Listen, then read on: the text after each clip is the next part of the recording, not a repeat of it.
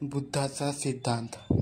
सर्वसाधारणपणे बुद्धाचा अहिंसेच्या तत्त्वाशी संबंध जोडण्यात येतो. त्याच्या शिकवणीचा तो आदी व अंत असल्याचे मानले जाते.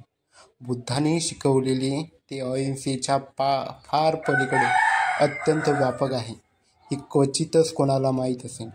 म्हणून त्यांची तत्त्वे तपशिलावर मांडणे आवश्यक आहे. त्रिपिटकाच्या वाचनातून मला जी तत्त्वे समजली ती मी खाली नमूद करीत आहे. 1. स्वतंत्र समाजासाठी धर्म आवश्यक आहे. 2. प्रत्येक धर्म स्वीकारण्यासारखा असतो असे नाही. 3.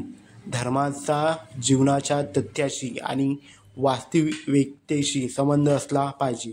त्याचा ईश्वर किंवा आत्मा, स्वर्ग किंवा पृथ्वी याविषयी सिद्धांताशी व कल्पनाशी संबंध असता कामा नये.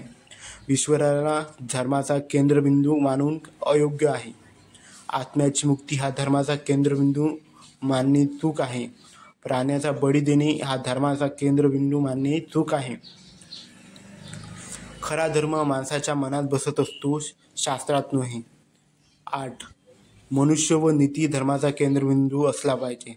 जर तसे नसेल तर धर्म हा एक क्रूर अंधश्रद्धा ठरेल. जगात ईश्वर नसल्यामुळे नीती ही केवळ जीवनाचा आदर्श असणे पुरेसे नाही, तर जीवनाचा नियम अथवा कायदा असावा. धर्माचे कार्य जगाची पुनर्रचना करणे व त्याला सुखी बनवणे हेच आहे.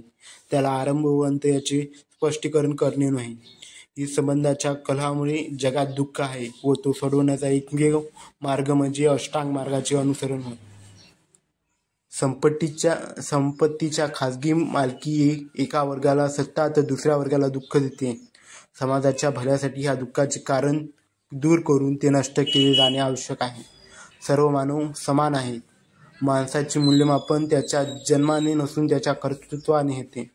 महत्त्वाचे काय तर उच्च आदर्श, उच्च घराण्यातील जन्म नव्हे. सर्वाबद्दलची मैत्री अथवा मित्रत्व कधी सोडता कामा नये. आपण त्यासाठी आपल्या शत्रूचे देखील ऋणी असले पाहिजे. प्रत्येकाला विद्या प्राप्त करण्याचा, अध्ययन करण्याचा हक्क आहे.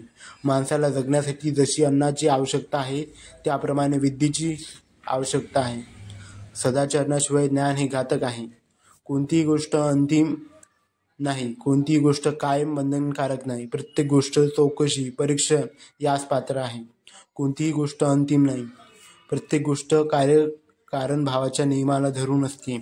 कोणतीही गोष्ट कायम अथवा सनातन नाही. प्रत्येक गोष्ट परिवर्तनशील आहे. अस्तित्व हे नेहमी घडत असते.